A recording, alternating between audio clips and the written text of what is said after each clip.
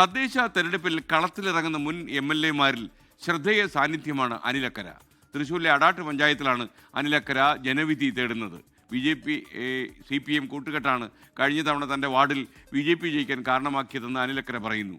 അടാട്ട് പഞ്ചായത്ത് കോൺഗ്രസിന് നഷ്ടമായത് മാനസികമായി തന്നെ തളർത്തിയെന്നും അനിലക്കര. 24 പ്രതിനിധി ശ്രീനിത കൃഷ്ണനുമായി പ്രചാരണ വിശേഷങ്ങൾ പങ്കുവയ്ക്കുകയാണ് അവിടുത്തെ സ്ഥാനാർത്ഥി അനിലക്കര.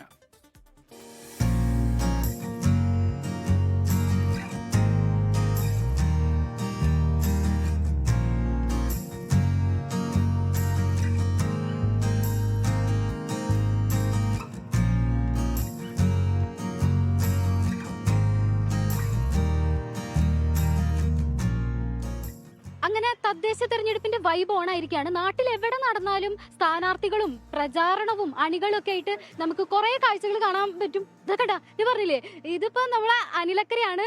അത് അടാട്ടിന്റെ സ്വന്തം അനിലക്കര. അങ്ങനെ ഒഫീഷ്യലി പറയാറായോ? പിന്നെ ഉറപ്പായിട്ട് പറയാം. ഞാൻ ഇന്ന് ഇരട്ടി സന്തോഷത്തിലാണ്. പിന്നെ ടെലിവിഷൻ ചാനലിനകത്ത് ഏറ്റവും കൂടുതൽ എനിക്ക് ഇഷ്ടപ്പെട്ടത് എന്തായിരിക്കും?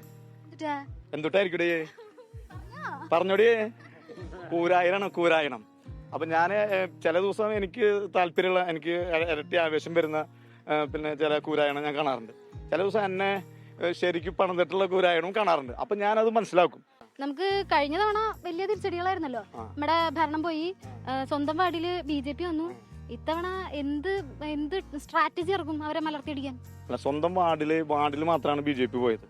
അപ്പൊ അത് ആ പോവാനുള്ള കാരണം എന്ന് പറയുന്നത് BJP വന്ന് ശിവസേനയിലേക്ക് വന്ന നമ്മുടെ വീടിൻ്റെ അടുത്തൊരു പയ്യനെ ഞാൻ നമ്മുടെ പാർട്ടിയിലേക്ക് എടുത്തു. അവനാണ് എൻ്റെ വീടിൻ്റെ തൊട്ട് ബാക്കിലുള്ള വാർഡിൽ മത്സരിപ്പിച്ച് ജയിച്ചത്. അപ്പം അതിൻ്റെ ഒരു ദേഷ്യവും സ്വാഭാവികമായിട്ട് BJP-കാർക്ക് ഉണ്ടായിട്ടുണ്ടാവും. അപ്പം അത് ഇത്തവണ ഞാൻ ആ മാൻഡ്രേക്കനെ സന്തോഷപൂർവ്വം അപ്പുറത്ത് ഏൽപ്പിച്ചിട്ടുണ്ട്. ആ മാൻഡ്രേക്കാണ് ഇവിടെ മത്സരിക്കണേ. ഇത് പക്ക അങ്ങനെ രാഷ്ട്രീയമായിട്ട് പറയാൻ പറ്റിയൊരു വാർഡൊന്നുമല്ല. CPM-ന് സാധാരണ രീതിയിൽ മുൻതൂക്കം വാർഡാണ്. ഇവിടെ ഞാൻ സ്ഥാപിച്ച പഞ്ചായത്ത് ഇത് നോക്ക്, ഇതെന്ത് സാധനം? ഇതെന്തുട്ടണ്? പൈപ്പില്ലാട്ടാ, സ്തൂപം മാത്രമാണ്. നിങ്ങൾ മറ്റാളോട് ചോദിച്ചു നോക്ക്.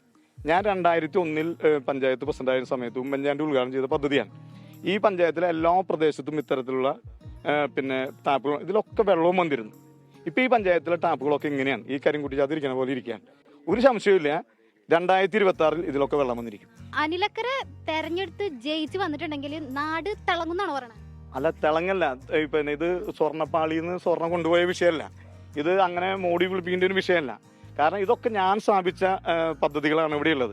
റോഡുകളുടെ 78 കിലോമീറ്ററാണ് ഞാൻ പഞ്ചായത്ത് പ്രസിഡന്റായിരുന്ന 10 വർഷക്കാലം നമ്മൾ ടാർ ചെയ്ത്.